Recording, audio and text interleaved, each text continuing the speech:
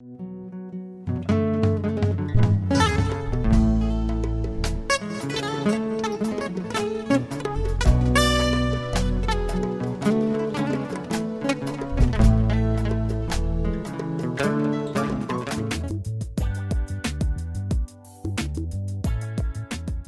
projet Hydromel Burkina est né d'une volonté du gouvernement et avec ses partenaires, la Banque mondiale, à travers l'Association internationale pour le développement, IDA, qui est le partenaire stratégique, et puis le Fonds vert, d'une volonté aussi du Fonds vert climat, accompagner le pays.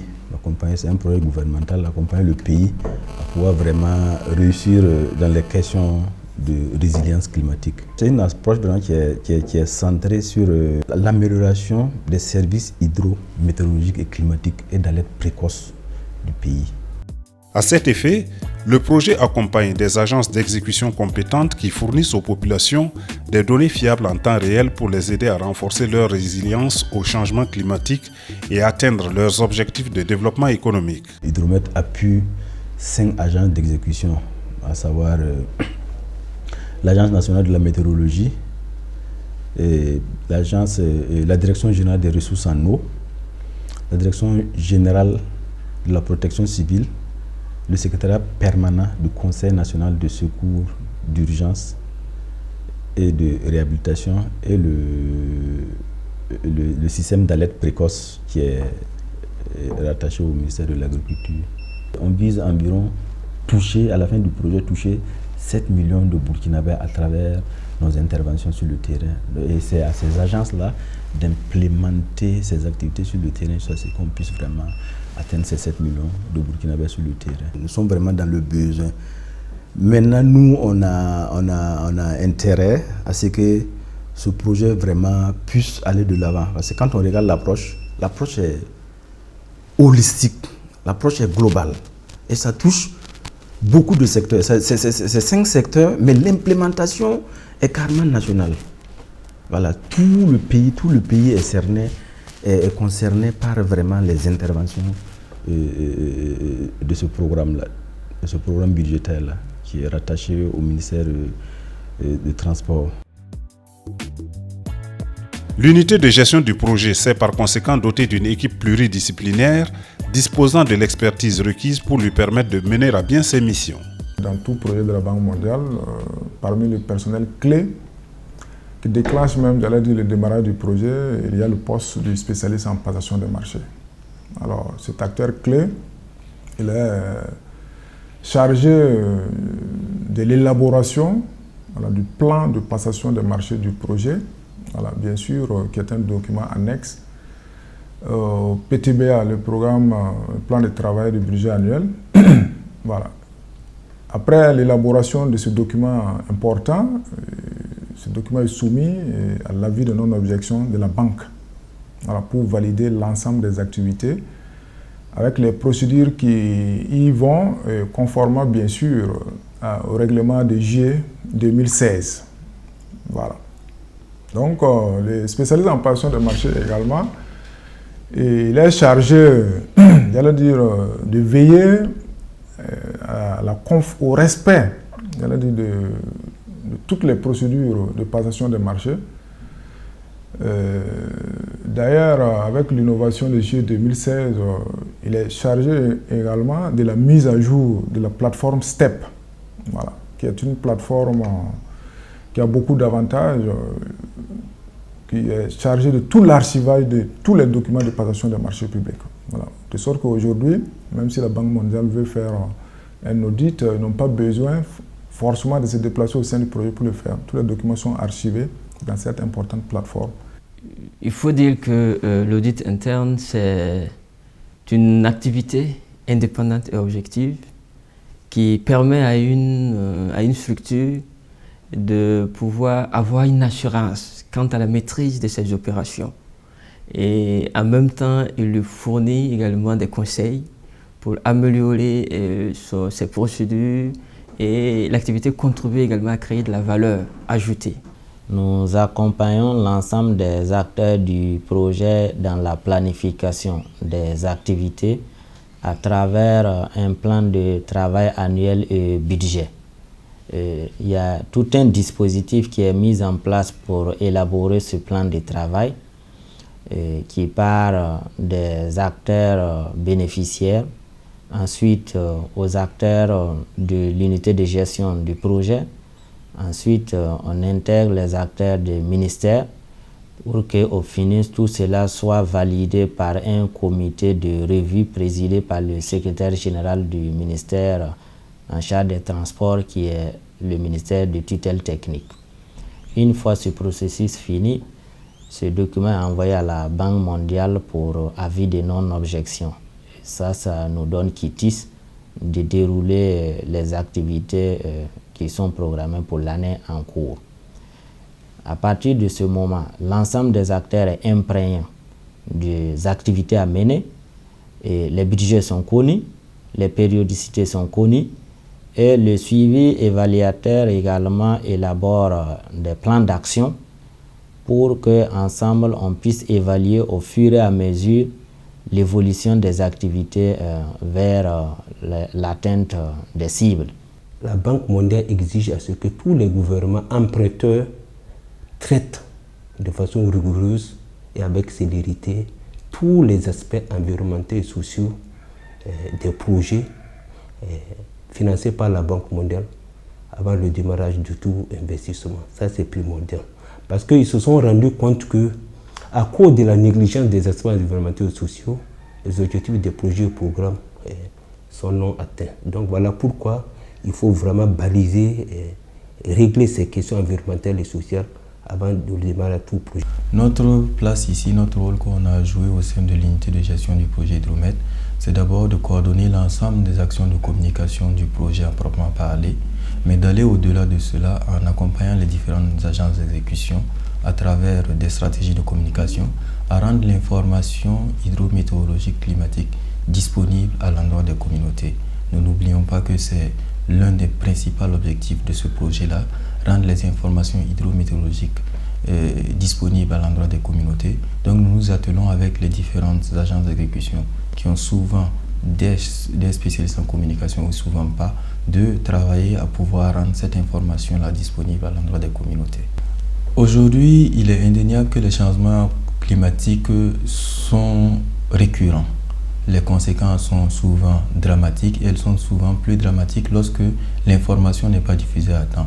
Une information diffusée à temps permet aux populations à la base de pouvoir s'apprêter, comme on le dit, d'être résilients, de pouvoir faire face aux catastrophes en dégageant déjà, en essayant de protéger les biens, en essayant déjà de se protéger soi-même, en quittant souvent les zones qui seront affectées. Donc voici un peu l'utilité de l'information. L'information diffusée à temps permet aux décideurs de prendre les décisions adéquates pour anticiper et aux populations également de faire face lorsque les événements malheureux surviennent. Et dans l'optique de toujours mieux coordonner les activités avec la Banque mondiale, l'unité de gestion organise toutes les 2 semaines une séance de visioconférence pour faire le point et recueillir les avis et recommandations. Nous nous sommes donné cette rigueur de pouvoir travailler avec la banque en ligne sur les questions d'indicateurs du projet. Il faut aller vite parce que ça fait déjà 2 ans et demi que le projet est en train d'être déroulé. Donc il faut proposer vraiment des stratégies auxquelles nous pourrons atteindre nos indicateurs. Donc ça c'est un VC avec une vidéoconférence avec la Banque mondiale depuis le TTL, depuis le Togo et d'autres personnes à Washington et en Belgique et autres. Mais il y a un autre suivi à pied d'œuvre au niveau du Burkina où on a un chargé de suivi du projet qui nous assiste chaque semaine, chaque mercredi. On se met à cet exercice pour voir qu'est-ce qui a marché, qu'est-ce qui n'a pas marché, qu'est-ce qu'il faut faire pour améliorer vraiment nos indicateurs. À ce jour, au niveau de l'ANAM, il y a eu de grandes réalisations telles que le Centre national de veille météorologique qui a été réalisé au niveau R+2, R+3. Il y a eu également aussi l'acquisition des capteurs.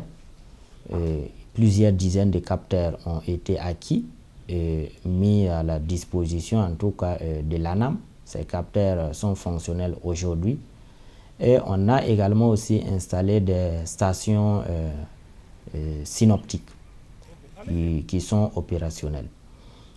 Au niveau de la Direction générale des ressources en eau, il y a eu des formations, des renforcements des capacités des acteurs au niveau de la Direction générale de la protection civile.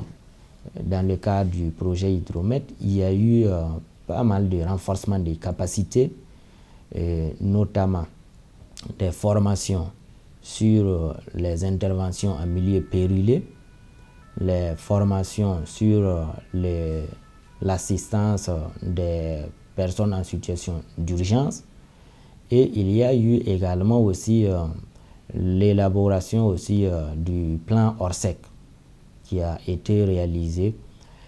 En plus des renforcements des capacités, il y a eu des acquisitions d'envergure. Au niveau du secrétariat permanent du Conseil national de secours d'urgence et de réhabilitation SP-CONASUR, cette institution a été accompagnée de 2 gros porteurs 40 tonnes. Il y a eu également, toujours au titre du SP-CONASUR, un appui à l'élaboration des plans de contingence. Au niveau du système d'alerte précoce agriculture, il faut noter que le projet accompagne plusieurs collectes de données sur la sécurité alimentaire et nutritionnelle. Notamment à l'approche de la campagne agricole, il y a des collectes de données qui sont menées avec l'appui du projet Hydromet pour pouvoir disposer de ces informations. À mi-parcours de la saison pluvieuse, ces mêmes collectes se poursuivent pour voir et constater comment la campagne agricole évolue, ainsi que la situation aussi des ménages et également aussi la situation nutritionnelle. Le projet aussi a accompagné l'ensemble des acteurs du SAP à travers des formations dont le modèle de prévision des prix. C'est-à-dire les mécanismes de prévision des prix, ils ont été renforcés en capacité sur cela. Ils ont aussi reçu des formations notamment sur les concepts de sécurité alimentaire et nutritionnelle, parce qu'on en parle tous les jours, mais ce n'est pas évident pour tout le monde, surtout que l'administration se renouvelle permanemment. Et il y a eu également aussi un renforcement des capacités sur les systèmes d'information géographique, SIG, et puis la télédétection.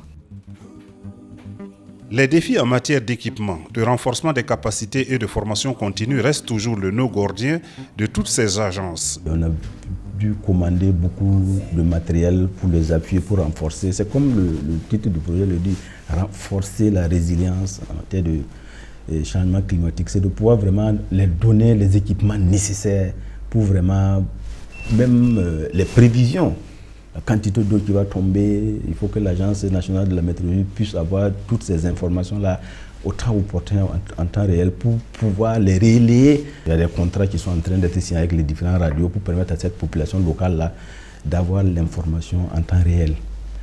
Et la quantité d'eau qui va tomber, qu'est-ce qu'il faut faire? Il faut prévoir aussi des activités d'où il y a le système d'alerte précoce de l'agriculture qui est là. Cette quantité d'eau, elle va servir à l'agriculture jusqu'à telle période. Il y a la direction générale des ressources en eau qui doit pouvoir nous situer cette eau qui va tomber.